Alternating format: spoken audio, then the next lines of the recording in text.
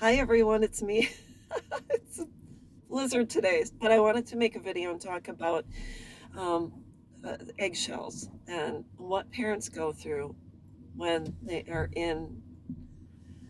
Usually, it's initial stages of parental alienation or within the first couple of years, and they've been informed that they're going to be in the same space as their child who has chosen to disconnect. And more often than not, a lot of us have been gripped with fear because this will be the first time we're going to see our child. We want to run up and hug them and tell them that we love them, but we've been informed we cannot do that. We are not allowed to talk to our children, look at them, breathe in their direction, make eye contact, smile at them, etc.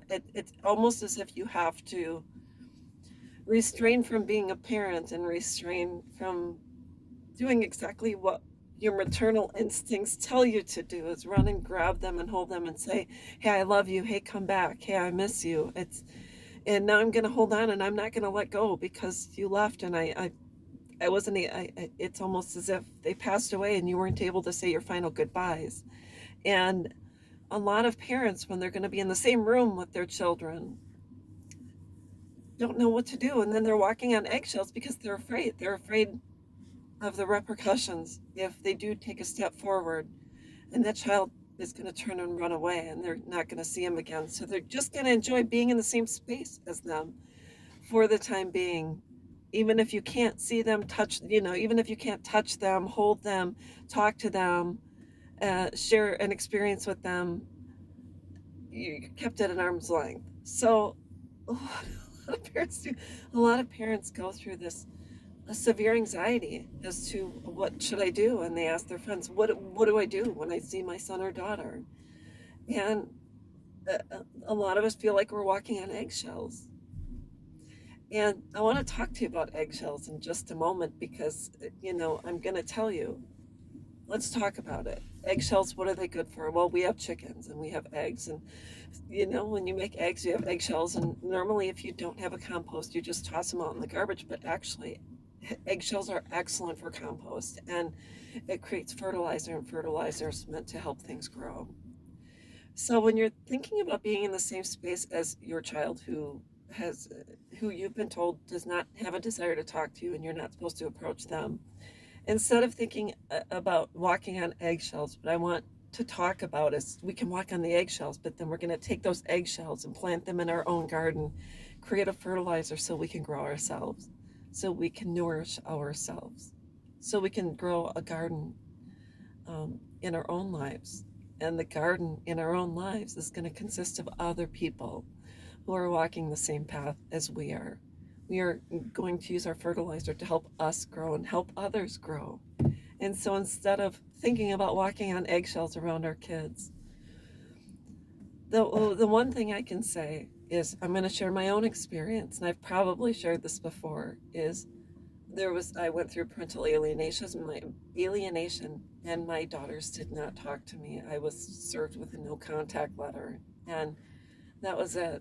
And so, a number of years in, about 2 years ago, my Nana was passing away at the age of 100, and she was in her home, and the family was with her. I told my sisters to call my daughters to let them know, and lo and behold, my youngest shows up, and I have a video of her. I was sitting on my grandma's right side, and she sat on my grandma's left side, and I tried to talk to her, and she ignored me, and I have the video to prove it. And dead silence. She wouldn't look at me. She wouldn't talk to me. There was no embrace, no hug, no I'm sorry. No, let's grieve together. Nothing. And so she was in the house, and at first everyone's like, just keep your distance. Grandma's passing away, and just leave her alone. And I thought, okay, for the sake of the family, I would. And I heard her voice, and she was talking to other people in the room and showing them pictures of her children. And that's just the way it went. And finally, it was 2 days of this, and I finally told my sisters, if she shows up again, and if they show up, I'm going to talk to them. And I was told by my oldest sister, if you talk to your daughter, I'm going to call the cops. I said, well, call the cops because it's going down. And so The last day when my grandma passed away, I showed up. My cousin and I rode in together, and my daughters were not there, and so I didn't have an opportunity to talk with them.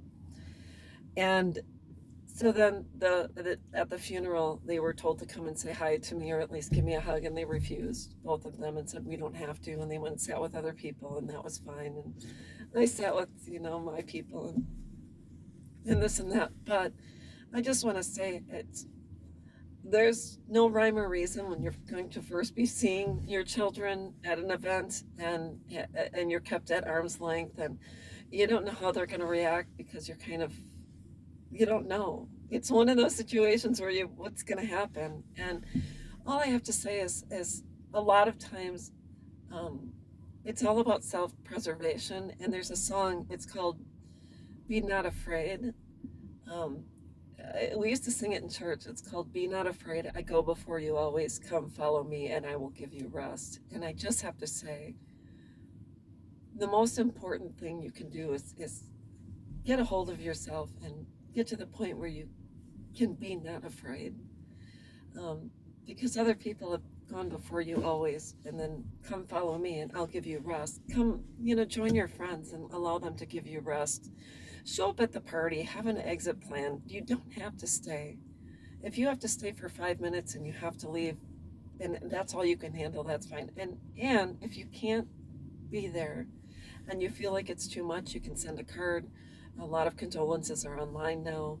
So you don't necessarily have to go, but don't, walking on eggshells isn't the worst thing, but just go, be yourself, self preservation, be not afraid, and you'll get through it. So that's all I wanted to talk about, and we'll talk with you soon. Bye bye.